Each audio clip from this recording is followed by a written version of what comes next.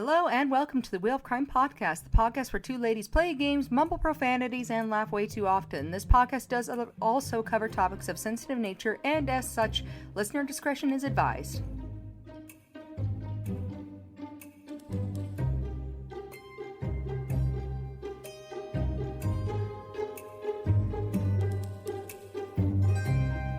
Hello and welcome back to an extra summery, fresh episode of the Wheel of Crime podcast. My name is Jen. My name is Emily. Yes, super summery, super fresh. Also pre-recorded for anybody who might be wondering. So we won't have any stories from our summer yet for you. This is a recording we did in advance in the situation where we have technical difficulties, like the last time we went on holidays and tried to come back to the show. It's always we take our break and then we go to record and there's like some sort of issue. So now we're getting smarter and we're pre-recording one episode before the break. Yes. Just to make sure. Exactly. So if you were looking forward to hearing what we've done with our summer, not yet. We'll have that for you next week. But yeah, yes. I know. I was thinking about that too, like before we decided to do this. And I was like, because the last time we went to go record after our break, I think like my MacBook was like busted or something. And then the time before that, there was something wrong with your computer. And then the time before that, one of our microphones was on like kaput or something. And like, it's always like you said, you go to do something and it just doesn't work out. And you're like, well, that was an effort. Yeah, and it's always like we record at night usually, so it's like 9 p.m. and I'm like, well, it's too late to do anything about this now. Yeah, literally, it's like go to the store. Okay, what store? They don't sell microphones at the the convenience store or the bodega or whatever. Pretty much. But yes, we are here. We are back with another episode for you all. Yes. How was your week, Em? My week is good. I am still preparing for Mexico, as some people who listened to our last episode would have heard about already. And I am still stressed about shopping, which is not really a thing to be stressed about. But like now I've moved past swimsuits. Okay, swimsuits. I was stressed. Now I'm over it. Now I'm worried about what I'm going to wear if I get a sunburn, because I've learned in more recent years, I get sunburns really easily now. Never did before, like as a kid growing up. Like getting a sunburn was like not a thing for me. Last like 3 years or so, I get them and I get them bad. So now I'm like, well, what happens?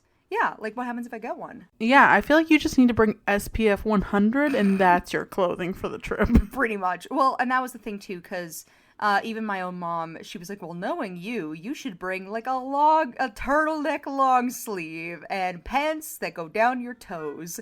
And I was like, you might be onto something, but I also want to pack light. So I'm kind of, I'm just doing the pre-packing thing where you hem and you haw about stuff and then you get stressed out for no reason. And then it's going to not even matter anyways once I get there. You hem and you haw for like 2 weeks and then you procrastinate, and then the night before you very hurriedly throw everything into a suitcase and you're like, well, good enough. Yep, that's it. And then I don't just have to worry about myself this time, but I'm traveling with my sister, so I also have to stress about what she's packing, because all of a sudden that's going to become my problem if she forgets something. So I'm kind of trying to think for the both of us, but either way, it'll be fun once I get there. So that's kind of taken up a lot of my free time. And then besides that, I don't know. I haven't really dabbled my little toes into anything new lately. I've just kind of been content with my thing that I've been doing, which is being a cowboy and reading fantasy novels. And that's pretty much it. Amazing. Yeah. I finished work. So I am no longer working. I am unemployed now. There you go. Now when you come on, well, this will change, obviously. But now when you come on, you can't say, well, I was busy working and I don't do anything else. Now you have to do other things. Well, I'm hoping by the time we're actually back, I will be working again. So that's true. So if I'm not, I might be very depressed. Our vacation is limbo for you. Yeah, exactly. I'm in a weird limbo during our summer vacay, which is actually great because I can actually get a lot of things done. So I'm looking forward to that part of it. Mm-hmm. That's kind of been like my secret third thing that I've been doing, is just kind of like, oh, here's a fun thing that I've done recently. Just like I said, piggybacking off of that, my secret third thing I've been doing is going through and doing tasks around the house I've been putting off for a while. Not that I have the time now, but it's just been long enough that I haven't had the time to do it, that now it's starting to kind of weigh on me a little bit. And like one of those things was checking my linens, because I try to like, because cotton is so weird where like after you've had it for a while, I think it just holds too much bacteria or something, but I feel like gross keeping it. So then I try and like get new sheets and new pillows and stuff after a certain amount of time has passed. And I was like thinking about it, and I was like, oh, for sure, it's been like, 3 years since I've bought pillows. Like I should probably check how they're doing. And it's not good, my friend. It is like a whole situation. And I'm like, have I been just changing the sheets in the dark? Like, what is going on here? So I think I need to go shopping sometime soon and just purge some of the old stuff out of my house and get some new ones, because it's a whole thing. Fair. I completely concur. There's a lot of like little things like that on my list of things to do as well. And I feel like sheets and pillows and those types of things is always something that's put to the wayside. You're like, later. I think it's because it's like when you're using your bed, it's nighttime and you're unconscious. So it's not a part of like my conscious daily thinking where I'm like, am I worried about my bed right now? Because I'm not, I'm worried that I'm not in it. That's the thing. And now I'm like thinking, and I'm like, oh my gosh, like I can't believe I've let so many of these things go on for so long. Or even just like bath mats and like other things where like they just get gross after a while. So it's been kind of like my spring cleaning list. So even though I don't have the time to do like a full spring clean, like it'd be nice if I had like a mini one. Yeah, like it would be nice if I had like a week or at least a few days of just not doing anything to go through and like do a proper one where I go through like everything and buy new stuff and whatever. But I'm doing it in bits and pieces. Well, whatever works, I guess. Yeah, so that's my next project, because I'm all embarrassed now. I was like taking apart the bed and I was like, oh my god, I'm a bad wife. These linens are gross. Oh my god. But that's just... Oh man. Well, with that, we should just get into our episode today. Right? All right, well, I will spin the wheel of questions and then you can ask me a question. Okay.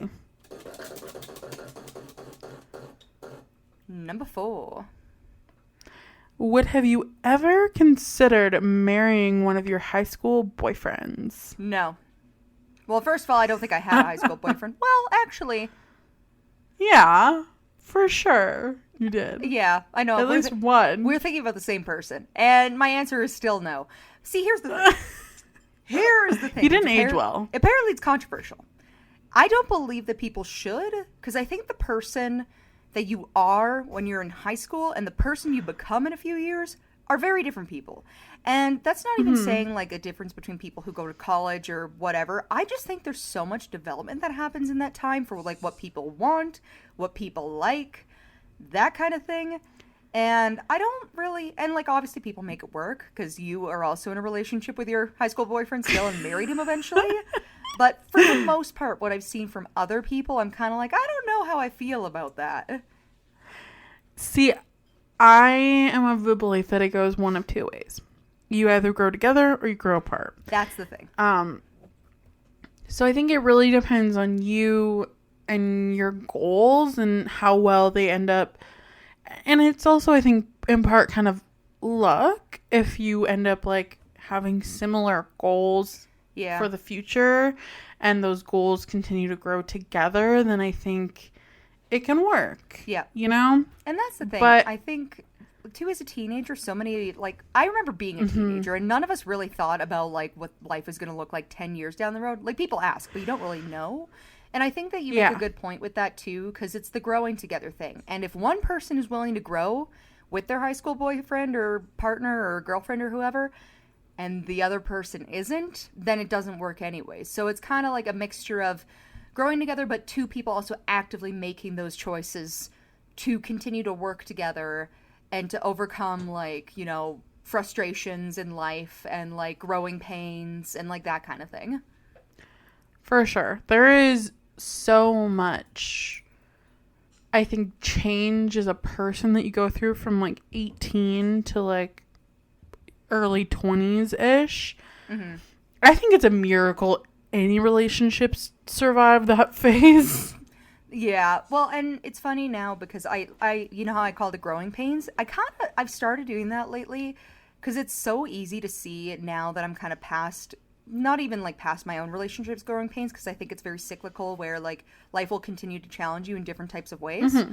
But it's weird now because now I see it happening with like other people I know in their like lives, dating people or being in relationships, and like I'm kind of like, oh, I remember when I was having those types of frustrations with my partner. And it really is just two people kind of growing either at different paces or trying to overcome challenges and stuff. And yeah, it's a miracle that any of us make it out of that, to be honest. It's true. I obviously did marry my high school boyfriend, so there is my answer for you. There you go. See, if I was dating my now husband in high school, that would be illegal. So I'm glad that that wasn't a thing. Ooh. I hate that. Why'd you put it that way? That's horrible. Because I've had people phrase that to me before where they're like, oh, like, do you think you would have dated your husband if you met him in high school? And I'm like, no. No, that was a man. That was a full-grown man. Absolutely not. Don't be gross. But I have had people ask me that kind of question before, so that's the only reason why I bring it up. Fair. Yeah. It is what it is. All right, let's spin for our next question. It is what it is. Anyways, moving on. All right. Oh my god. Okay, number one. Did you ever consider dropping out of high school for any reason? Honestly, no. Like, I didn't love being there, but I kind of just accepted it for what it is. It's only like 3 years, right? Like, that's really just like a small 4 blip. Well, 4, I guess, on average. But, like, I don't know. Yeah. I don't know. I was never one of those people where, like, I knew I wouldn't be able to graduate early. I'm not that smart. But I also knew that I wouldn't drop out because it's kind of important to have a diploma, and I knew that that was like, I'm like, if I want to do anything, like this is kind of important. So that was the other thing, and I don't know, I just never really felt the inclination when I was in school to like seriously consider it. Yeah, I never considered dropping out of high school. Like, I knew I wanted to finish because I had very like specific goals in high school. I was way more determined back then to do something, and now I'm just tired. See, that's the thing. But you've always been ambitious is your thing. Like, I would say you were very ambitious when we were in high school. Like, you were like on the path to be graduated like a year before everybody else and like other things. Like, that's crazy to think about. I honestly would have graduated early if my parents would have let me, but they didn't want me to do that. No. They were like very against that. I remember that. They were very vocal about that. There was something you said that reminded me of something else. I can't remember now. Shoot. My stupid brain doing its stupid brain thing. Same. Yeah, dropping out of school. I don't know. See, even the people that we went to school with who ended up dropping out of school were never people that I really thought would. Oh, I remember what I was going to say. And it doesn't even have to do with that, but that's just like a little side comment. What I was going to say is, for me, it was more, I would be so mad at myself after putting like almost 12 years of work into being an educated person if I dropped out like a year or two before like it ended. Like, my thing is, like, I would just rather, like, as terrible as it is and how much I fucking hated being there, I was like, I have to do this. Because if I don't, like, that is just so depressing to put that much time and effort into school and then just to be like, never mind. Like, you know, right before it ends. And it just, honestly, it just limits your opportunities so significantly. Like, there's so many things that you can't do without a high school diploma. And I feel like even if you don't want to go to college or whatever, it's still good to have at least that in your back pocket, you know? Oh, totally, yeah. And it helps with confidence, to see it through. And some other things, too, I think. Yeah. All right. Should we spin for our next question? Yes.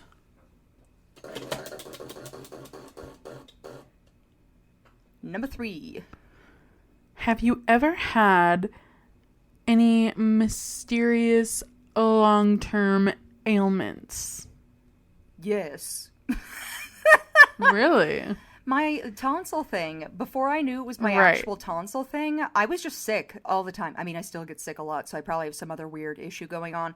But specifically to the tonsil thing, I remember I had like so many problems with things, and then at one point they were like, "Oh, we think you might have allergies."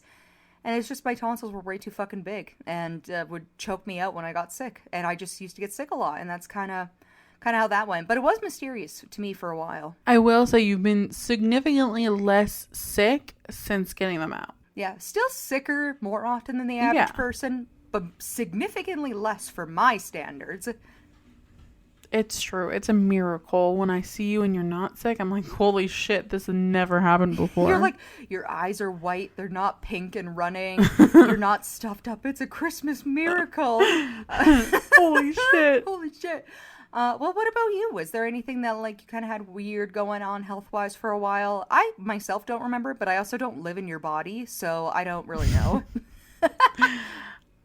I went through a phase in like grade 10 where for like 2 or 3 months I was just sick every day. Like I'd wake up and throw up. Now I'm pretty sure it's anxiety. Like I'm pretty sure because I've had that since and now I know it's anxiety. But then it was very mysterious to me. I was like, I have no idea what's wrong with me. I wake up and throw up. Mm-hmm. Yeah. Well, that's the thing. Like, because at the time you're just thinking, you're like, oh my gosh, I must be allergic to something. Or you really do go through everything and you're like, what could possibly be causing this? Is it the flu? Like, yeah, that's hard. The not knowing is the hard part. And I will say as like a teen, I feel like my parents kind of suspected that it was just like to get out of school or something. And it genuinely wasn't. Like I genuinely wake up and feel just so ill. But yeah, I don't know. I think it was anxiety. See, but if you had been diagnosed with your anxiety in high school, do you think it would have changed much for you? I mean, maybe. I don't know if I could have been diagnosed with anxiety because I love my parents. They're great. They've always been very supportive, but I feel like especially when we were growing up in our little city, mental health was just not talked about in that way. And it was like not seen as like a quote unquote serious issue. And not that my parents have anything against mental health. It's just they weren't educated on it. And I think a lot of parents weren't educated on it. It's also not on the radar. Like, that's the thing. It's one thing to be uneducated. It's another if it's not even something that's even talked about between people or considered. Because even if your parents had gone to say, like, a friend of theirs and been like, oh my gosh, Jen's having this issue, whatever, the friend wouldn't say it's anxiety. They'd be like, oh, maybe it's this other random thing. Yeah, and if you've never had anxiety like that, then you probably would be like, I don't know what the fuck is wrong with you. Is she pregnant? No? Yeah, okay, what's the next thing? Yeah, right? Well, and that's the thing, too. With, like, women especially, I find that a lot of the times between being a teenager and a young adult, the amount of times where you have health problems and either a doctor or somebody else who's, like, medical care associated is like, are you sure it's not pregnancy? And it's like, okay, well, I could take a test at home if I was suspicious about that. Or like, for example, with like my tonsil thing and the allergies or whatever, like that was brought up where they were like, oh, like, could it possibly have anything to do with like sexual activity? And I'm like, bro, no, like I cannot breathe at nighttime. Like I have big problems. It has nothing to do with getting dicked down. Yeah, or I even had at one point, I think this is just like a hormone related thing, because I also know now, having like, gotten some of my other healthcare stuff taken care of, that I genetically have low iron, which can sometimes lead to hormone imbalances. I remember going in and being like, oh, like I'm having these crazy issues where like I'm dizzy all the time or whatever. And instead of them like sending me in for blood work to where they could have then figured out that I had anemia at the time, I remember being told, oh yeah, you should probably work on gaining weight and then maybe see what's going on. Because I'm not sure if I brought this up before. I used to get a lot that I was underweight, especially in high school. And now that I'm looking back, I'm like, It would have been so easy to just get blood work done, and instead they were like, oh, she must have an eating problem and needs to eat more. Like, it's just a weird thing to think about. They're like, you're skinny. I think your problems would be solved if you weren't so skinny. Literally, it's like, oh, you're dizzy all the time, and you can't sleep at night, and you have all these other problems. Have you tried cheeseburger? And I'm like, common cure. Yeah, and I'm like, works great. Genius. Is delicious. Yeah, right. And in the meantime, my poor blood is like, help, we're low on iron. Please take a supplement. Well, cheeseburger might have helped then. It might have if it was undercooked, maybe. Yeah. Sick. Meanwhile, you're at home just like eating like 10 bags worth of crazy bread. Literally. And they're like, clearly it's a food thing. And I'm like, okay, I'll just keep eating my 10 packages of crazy breadsticks and call it a day. Oh, man. But yeah, not a lot of faith in any of that stuff. But I think we have one more question, right? Yeah, right. Let's spin for it.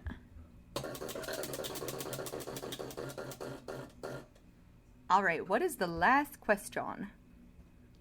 Have you ever been admitted to the hospital for like longer than like a night or whatever, if you just like not going to emergency to get checked out, but like actually admitted?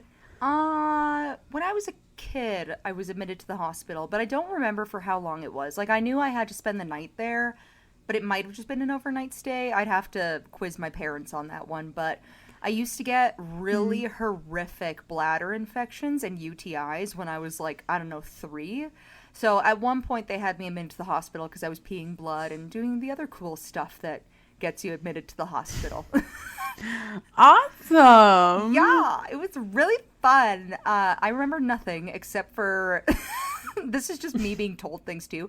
Genuinely, the only thing I remember, which I again think we've talked about before on the podcast, is firefighters came in at one point because I was in the pediatric unit, so there was a bunch of kids in there, and so firefighters came through and they're like, here's my card, and it was like a baseball card with like the firefighter on it, and I was like, cool, those. I have the Brad. What do you have? Oh, I have the Chris. Oh, cool. I remember those so vividly, and I wish that I had kept one so I could like look at it and be like, what is this grown-ass man up to nowadays? Doing on a baseball card. See, my thing is that you're the only person I know who I've mentioned this to before who remembers this. I tried bringing this up to somebody else, and they were like, I don't know what you're talking about. So now I'm kind of like, is this just a memory that you and I have? Like, did this even really happen? No, it for sure happened. Like, I remember they gave them at school, like in elementary school one time. I can't remember why. Me either. Like, but I remember it happening. And I remember because I remember like having it, and it's just like a dude in a firefighter outfit, and I'm like, neat. Yeah. I feel like they did it because like Pokemon and Yu-Gi-Oh cards were so popular at the time. You know what? That's a really good point. Because when I remember it happening, yeah, it would have been elementary school sometime. Yeah, for sure. This is my Pokemon. His name is Chad. Oh my god. He's a firefighter. Sorry, I couldn't help myself. He's really hot. Yeah. Okay, what about you? Have you ever had to stay like for like a couple days in the hospital or whatever? What have you? I feel like we've talked about this on the pod before, but I've only ever stayed, I think it was like a night because I had like a surgery on my mouth when I was like also in elementary school. I don't recall ever having stayed longer than that. So fingers crossed I never have to. See, that's the thing. Fingers crossed I never had to, but also I don't have enough memories to remember if I have or haven't. But that's the closest that I've got. Yeah, all right. Well, Woo-hoo. What do you think my story's about today? There was a man, and because it's always a man, and this man is in the hospital, and he goes on a rampage. And then, I'm trying to remember what other questions you asked me. He finds his high school sweetheart in this hospital, and he kills her. And then he gets arrested because he's in a hospital surrounded by many, many people. You get a whopping 0 out of 10. See, I never get it nowadays. I had like a streak where I was like really good, and now I just suck. So I don't know. Yeah, you were like really in tune with what I was talking about for a while there, but now I've got you fooled. And maybe it's because I'm making my questions more vague. That's definitely probably it. I haven't done that yet with mine because I find it kind of fun when you can guess mine. Yeah, I usually can't either, though. Well, you usually have an idea. You're like, yes, I think it's this. And I'm like, you're close. And it's the blah, blah, blah, blah. And you're like, never heard of it. And I'm like, exactly. Ha ha ha. All right, well, today we are going to talk about a woman named Velma Barfield. And she was born on October 29th, 1932, on a small tobacco and cotton farm in rural South Carolina. She was, you can relate to this, Em. She was one of 9 children. Woof. I mean, I was one of 6. It's getting up there. It's true. A big family. And her parents were Murphy and Lillian Bullard. Her parents were really struggling financially. Velma was raised in a strict Pentecostal Christian household, and she remained devout religiously on and off throughout her life. Velma's life of crime began early when she noted the financial differences between her and her classmates. She began stealing pocket money from her father to afford small luxuries while at school. This progressed to stealing $80 from an old neighbor. Her father found out and beat her, and that was the last time during her childhood that she stole anything. Velma was allegedly sexually and physically abused by her father throughout her adolescent years. Her mother, Lillian, did not intervene, which I feel like is pretty common for this time period. Yeah. Unfortunately. Yeah, when you cover stories, like you said, from this time period, it does seem to come up a lot in these crime cases where they can kind of link it back to, this kind of stuff happening, which isn't great, but it is weirdly consistent. Yeah, 1930s, beating your kids, beating your wife seems pretty on par. Yeah, doing other kinds of abusive things than being like, but they're my kids. I can do whatever I want to them. Yeah, pretty much. Mm-hmm. Maybe not the sexual stuff. I feel like that's pretty even for then. Mm-hmm. But anyways, so the abuse made Velma especially eager to escape from her home life. In 1949, at the age of 17, she dropped out of school and married her high school boyfriend, Thomas Burke. Velma and Thomas had 2 children together and lived rather harmoniously in Parkton, North Carolina, as a family for more than 15 years. Velma began working at a textile plant, but shortly after she left because of medical issues. She needed an emergency hysterectomy, which made her feel insecure in her womanhood, and she developed some pretty intense back pain, which I can relate to the back pain part of this. Oh, yeah. Well, especially with, this. I don't think this is the first time you've talked about this either, but, it has seemed like when women need to get, medical work done back then, having accompanying pain or long-term injuries afterwards seems to be a pretty common thing to have happened. Yeah. In general, medical system not great back then. Mm-hmm. Still needs work today in 2024. So yep. Lots of things. In 1965, Thomas was involved in a serious automobile accident. Following his accident, Thomas began to use alcohol and drugs heavily to deal with severe pain and headaches that resulted from his injuries. So the 2 of them are not doing great. No, it doesn't sound like it. Meanwhile, Velma began taking Librium and Valium, going to multiple doctors for prescriptions. On April 4th, 1969, after a fight with her husband, Thomas had passed out, and Velma took the kids and left the house to, quote-unquote, run errands. When they later returned home, they found the house mysteriously burned down and Thomas dead. Velma and the kids moved back home with her parents. In 1970, soon after they moved back, she married Jennings Barfield, a fellow widower. Okay. So, after an argument with Velma, Jennings became mysteriously ill. Less than a year after their marriage, Jennings died on March 22nd, 1971 from heart complications. Velma and the kids moved back home again, and her father soon died of lung cancer.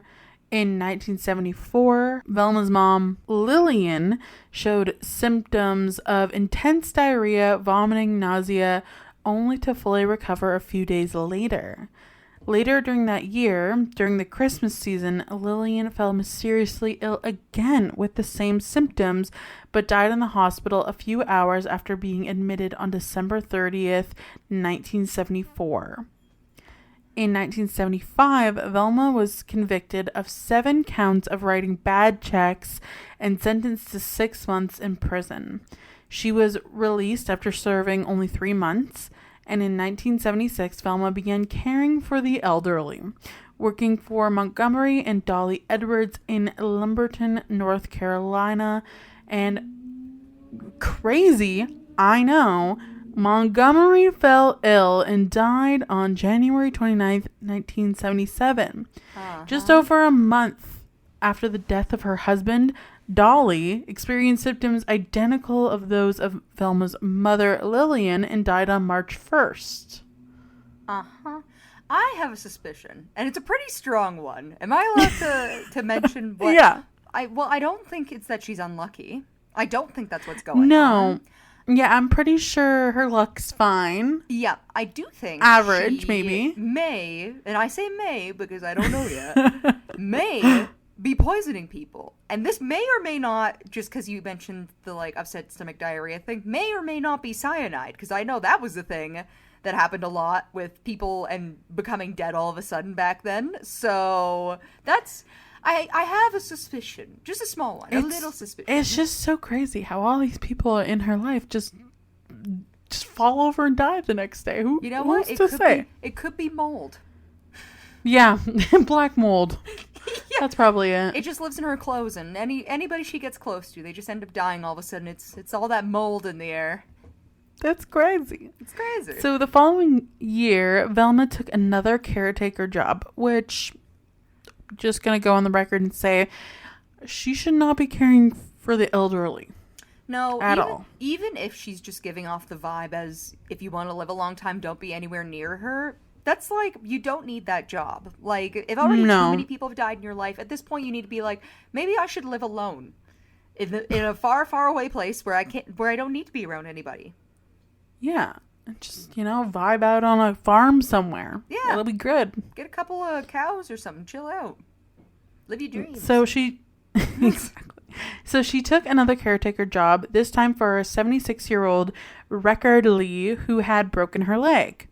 On June 4th, 1977, Rickard's husband, John Henry, began experiencing rankling pains in his stomach and chest along with vomiting and diarrhea. And guess what? He soon died afterward. Wow, shocking. I mean, this mold problem, it's just so persistent. It's crazy. We really got to do something about this. It's an epidemic is what it is. Later in 1977, Velma moved in with her boyfriend, Roland Stewart Taylor, who was a relative of Dolly Edwards, the old lady she fucking nuked. Fearing that he had recently obliterated or a while ago? Well, Dolly was the first couple that she was a caretaker for. Okay, she that's was what I thought. for her. Because I was Dolly, I feel like she was pretty early on before her mysterious potential mold It was in 1976, so not that far long ago. Yep. Anyways, so... fearing that he had discovered that she had been forging checks on his account, Velma mixed an arsenic-based rat poison into his beer and tea. There it is. So a nice little cocktail, yes. I mean, that's what I have with my coffee every morning. I find it really helps cleanse the system. What are those called? A sleepy girl mocktail? That's what sleepy girl mocktail. Yeah, you get your pomegranate juice or whatever it is, a little bit of rat poison. Just a little treat. Perfect. So while Velma and Roland were attending a Pentecostal revival meeting in Cumberland County, North Carolina, Roland began to complain of severe stomach pain. He was later admitted to the hospital, and within a matter of days, Roland died on February 3rd, 1978, while Velma was quote-unquote trying to nurse him back to health. An autopsy was ordered, but before the autopsy report was returned, Lumberton police received a tearful phone call from Velma's sister saying that Velma had poisoned Roland and others. The autopsy came back, and it found traces of arsenic from rat poison in his system. Shocker. I know. Yes, it's very surprising. Yes, Velma was arrested for the murder of her boyfriend, Roland Stewart Taylor, and upon her arrest, she confessed to poisoning with arsenic Montgomery and Dolly Edwards, John Henry Lee, and her mother, Lillian Burke. She claimed that she had killed them in order to cover up the fact that she had stolen money from them to support her illicit drug use. So after all that confessions happened and the autopsy for Roland came back, the body of Jennings Barfield, her second husband, was exhumed and found to have traces of arsenic, a murder that Velma denied having committed. She also denied killing her first husband in that fire. See, here's the thing, though. Like, she already was like, yeah, I've killed 4 people with poison, but all those other people in my life who happen to also be dead from poison, it wasn't me. Like, what Someone are you talking else. About? It was the mold. Silent killer, you know? Yeah, you're like mold. It could have been mold, arsenic. It's like the same thing, you know? It is what it is. So, Velma was convicted of first-degree murder of Roland in December of 1978. The trial jury found, quote, aggravating circumstances and recommended that she be sentenced to death. Velma was imprisoned at Central Prison in Raleigh, North Carolina, in an area for escape-prone prisoners and mentally ill prisoners, as there was no designated area for women under death sentences at the time, as she was the state's only female death row inmate. A death row unit for female inmates in North Carolina was subsequently established at the North Carolina Correctional Institution for Women. During her stay on death row, Velma became a devout Christian. Her last few years were spent ministering to prisoners, for which she received praise from Billy Graham, who I think is a pastor. I don't know. That sounds familiar. Yeah, I think you're right. Velma's involvement in Christian ministry was extensive enough that an effort was made to obtain a different sentence for her, so they were trying to get her life imprisonment instead of the death penalty. A second basis for appeal was the testimony of Dorothy Lewis, professor of psychiatry at the New York University School of Medicine and authority on violent behavior, who claimed that Velma suffered from dissociative identity disorder. Dorothy testified that she had spoken to Velma's other personality, Billy, who told her that Velma had been a victim of sexual abuse and that he, Billy, had killed her abusers. The judge was unconvinced. One of them did it. Or Dorothy quoted him as saying, "I don't care which one," which honestly, take mental health seriously, but that's a hilarious response. The judge is like, well, one of the personalities did it, so they're both guilty. Which, like you said, you know, obviously. But again, on the other end, I kind of get why he would say that too, because he's like, it doesn't matter which personality's in this body. This body still made the crime. Like, either way, they are both guilty. Whichever personality was, you know, in the forefront, it murdered. So we're convicting them both. Sorry. Yeah, and what year was this? Oh God, it was like 19... I only ask because I don't actually know when dissociative identity disorder was kind of something that was introduced to psychology. So I think it's interesting that's being introduced for something that's kind of a bit of an older crime. 1978 was when the trial was. Huh. Interesting. Yeah, I don't know anything about, you know, the history of it. It definitely feels a little interesting to have it come up, like I said, in an older case.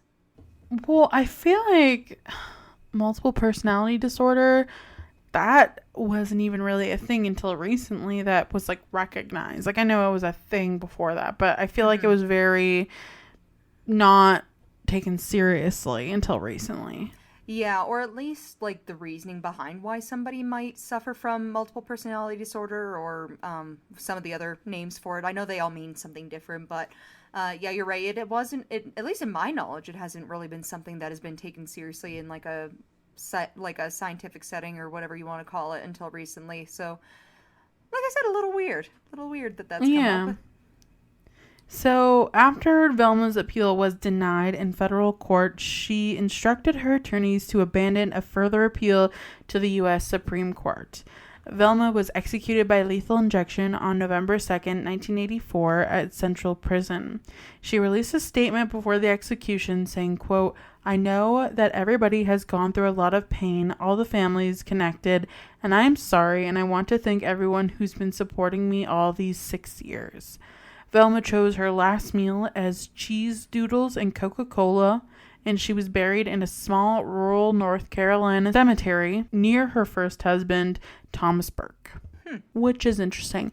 Honestly, out of all the death row meals that I know of, it's okay. Yeah, it's like It's a little boring. it is a little boring. If like I don't know. I know we've talked about this She's before, a simple but- girl. Yeah, which is like one thing, but then my other thing too, I'm like, if I was like a last meal though, here's the thing, for a last meal, because I know we've talked about it before, but I don't know if we've talked about this aspect of it, would you want something that you knew was good and was comforting to you, or would you want something fancy and expensive that you'd never tried before? Like, what direction would you take? Here's the thing. If I'm on death row, okay, and I'm being 100% serious about this, I've thought about this a lot. If I'm on death row, I'm sitting down for my last meal, you best believe there will be so much food and shit on that table that I will die of a heart attack before I even get to the electric chair or whatever. Like, that's how I'm going out. I'm going out with a clogged artery or not at all. You know what? I respect that, because I also have thought about what I would pick, and I don't know. They're like our relationship too, and like how we are with like trying new things and like going and like doing all these different things. Like, we have eaten so much good shit together where I'm like, if I had a last meal, I literally don't even know what I'd put on there, because there would be so many things I would want to eat. That's what I'm saying. The menu is endless and I am not paying for it anymore. That's the taxpayer's problem at that point. I'm about to die. Yeah. I'm getting, taken out. So I'm just gonna put everything I've ever even been inclined to try on that list. Oh yeah, that's a good one. Anything that you've like had a small thought about where you were like, ooh, I think this would be delicious. And then also just all of my favorite foods, and just to like scarf it all down, have a fucking heart attack, and joke's on them. I took myself out first. Yep, and you just gotta deal with it. See, now I'm just tempted to like if I was in this situation, just pull up my phone with all those TikToks you send me of like food places around the world to try and like what people recommend. I'd just be like, go through this 500 video thing, and I want one meal from each one of these places. That's what we're doing. Better yet, call my best friend if she's not already in jail with me, and she'll tell you what I should eat. Just send these videos to her. Yeah, I'll just make a list for you. It's fine. I'll be waiting for my trial, so I'll have lots of time. Exactly. Oh my gosh, that's funny. Yeah, because I know we've talked about like what we would eat, like if we had to pick something, but I don't know if we've talked about like, the overall aspect of it. No. But yeah, that's all for my story today. What are your thoughts? Do you think... she said she did it, so she's guilty. Yeah. Like, this is a very cut and dry story, so I don't have so much like, like theoretical thoughts or like questions so much as I do think it's interesting, like you said, that she wished to be buried close to her first husband, because to me, it kind of gives me the impression that either it was maybe unintentional or there was maybe some guilt in that particular situation, because typically if somebody feels bad about something, they want to distance themselves from the situation, but to request to be buried close to your first husband, who also kind of died under somewhat mysterious circumstances, is a little interesting. Yeah, and I mean, the fact that she says she didn't do that one is interesting. I feel like it could have been an accident. Like, maybe she didn't intend to murder him. She was just like, I'm going to burn his whole house down. Yes. Fuck him. And that's kind of what I wonder, too, if maybe he was more of like a... It was an accident. Yeah, like just like associated somehow, you know, like a victim of circumstance. Yeah, exactly, because it does seem a little weird, but then she really went on a spree after that. And it wasn't even just men, though, which is like the thing. Like her whole bit about this Billy personality and him killing the people who were taking advantage of her. It was both men and women, though, like, and like multiple couples and people that she was like forging checks from and like other things. So that doesn't even really make sense to me either. Yeah, that part I'm also on, because my thing is, okay, I can see the husbands, her dad, her mom, like those people could have / did wrong her and abuse her and take advantage of her, whatever. I get that. But the elderly couples that she was supposed to just be taking care of, like, that seems like and she's going a little far. Well, and also it seems very intentional, especially like on top of all that, taking jobs as a caretaker where you're being put in a position where like you're providing for vulnerable persons. And then later on, you're trying to be like, well, they took advantage of me. It's like, no, but like the reason that you were needed there is because they needed to have you there. Yeah, like the one lady had a broken leg and you just killed her husband. Like, that seems a little extreme, but okay. Yeah, like there's just enough weird things where I'm inclined to not really believe most of what she says. But I would say, regardless, she definitely gives me the vibe of somebody who's a little extremely guilty. So she's got some problems, is my guess. At least a couple. So, yeah, but I don't know. Mac and cheese and a Coca-Cola does sound pretty good, though. I won't lie, especially right now. Right? I might have that right after this episode. Right? Inspiration. Very inspired. But yeah. Is there anything else you want to add before we close this episode, Jen? No, that's all. All right. Well, in that case, if you liked today's episode, be sure to leave us a review on wherever you listen to podcasts. You had to find us some way, I imagine. If you leave us 5 stars, I will click my heels together in glee. If I can even make it off the ground. But I will try. She'll click her heels together 3 times and then go, yippee. Yep. Flat on the ground because I don't think I can jump. And then if you want to send us an email, our email is wheelofcrime@gmail.com if you want to check us out on there. We also have a Patreon, which is wheelofcrime@patreon. And we have our social media, which is on Facebook, Twitter, Instagram, and TikTok, all at Wheel of Crime. And we have our website, which is www.wheelofcrime.com if you want to check us out on there. And if you listen to today's episode and you're like, wow, I have a crazy story that is related to somebody poisoning people, because we had a listener write in before with their own story about somebody, I think it was her, right? She was being poisoned. Or she thought she was. Yeah, there was a suspicion. So if you have a similar story, or if you know somebody who poisoned somebody else in their life as a form of